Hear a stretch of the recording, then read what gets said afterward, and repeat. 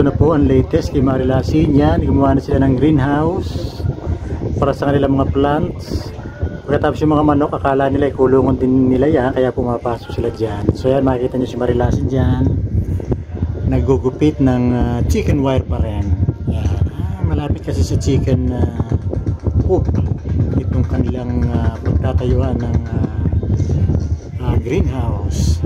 Yan, makikita nyo sa background niya ang mga manok at ayan, sa gilid niya. Samantala si Marilasin ay busy sa pag-stapler itong kanyang chicken wire. Kaya ibangan natin ang mga susunod pa niyang gagawin. Nakita ko kanina Sylvester, naka-wheelbarrow siya, nag-aakot din ng lupa, nagpapara ng lupa. Ayan, yan po ang ginagawa ngayon ni Marilasin.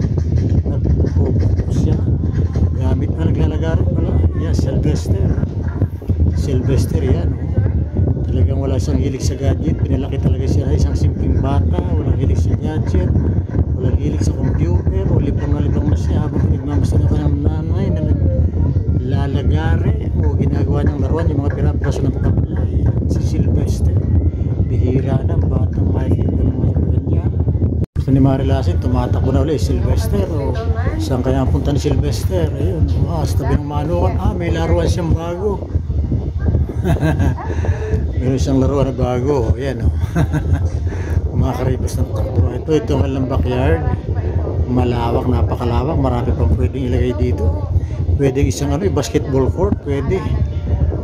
Malaki. Ito yung pagtataniman nila.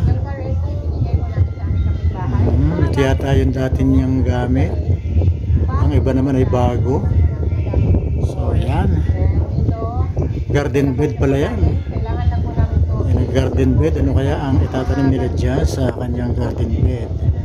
Napakalawak talaga ng lupa na ito. Itang kalata, yun, ang kanilang makikita nyo yung kanilang lupa sa tabi niya, yung kanilang biniling lupa na mataba. So yan, yan ang kanyang garden bed. Inugupit na ni Marilasin ang kanyang garden bed. Tingnan natin mamaya ang kanyang magiging finished product. Eto, medyo komplikado. Ayan, nagawa na. Ayan, the next day na pala to. Ayan na, kanyang garden bed. Ano kaya itatanim niya dyan? Marami rin, talagang self-sustaining ang mangyayari dito kina Marilasin. May manok, may itlog, may halaman. Ano pa nga naman ang kailangan mo? Palay na lang. Ewan ko lang kung makakapagtanim sila ng palay dito. Para talagang totally kompleto. Hindi ko rin sure kung sila ba nagkakanin dito sa Australia. Siguro naman. Kasi Pilipino si Mariel, mamimiss siya ng kanin. Sorry kung nagra-rice din siguro siya. Kaya mga manok talaga, akala lagi bawat gagawin ni kulungan nila, talagang nag-akyata sila sa garden bed. Ayan, kakay-kay talaga. Ayan na, si David. Ipapasok muna sa greenhouse yung garden bed, pansamantala. Yeah. Okay, nagawa na. Siguro the next day, meron na yung pananim. Mga naglalagay na sila ng mga siit, mga saka ng kahoy.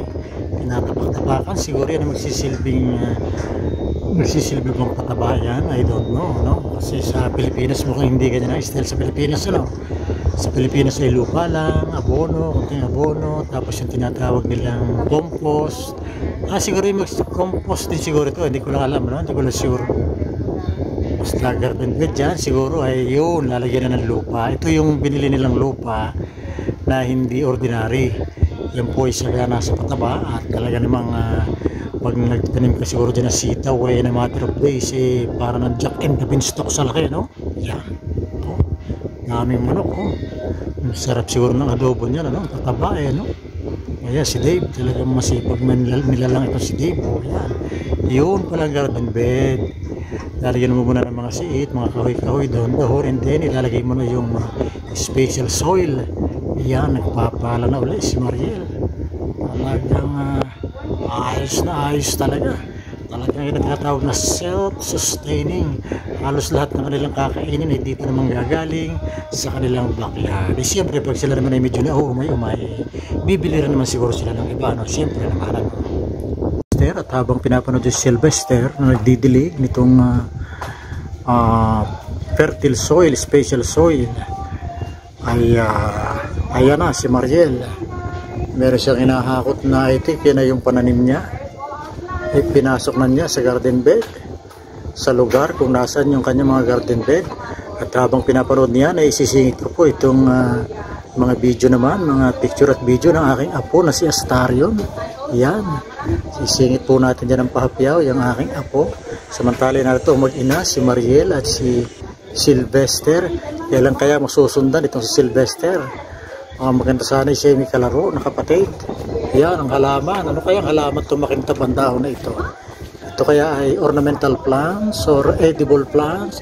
Pero malamang ay edible to. Marami ating medicine. Strawberry. Okay. Nice. Fruit. Prutas. Naman. Ayos na ayos nga naman yan. Ano? Yan. Strawberry. Ayos. So abangan natin sa mga susunod na mga araw at mga buwan ay malamang ay dyan naman gagaling ang kanilang fresh strawberries dyan mismo sa kanilang garden bed, sa kanilang backyard. Tapos Sylvester, nagtatanim siya strawberry agad ang tinanim ito. So yan, sa lahat po ng nanonood, sana po lahat kayo ay mahawahan ng swerte, ng blessings. Kung si Marilasin, ayan, napakaganda talaga ang nangyayari sa kanyang buhay. Yan, Sylvester. So, pakasubscribe po para naman na tuloy-tuloy na dumaloy sa inyong katawan, mga ugat, itong swerte na magmumula dito kay Marilasin na isang pinagpalang nilalang.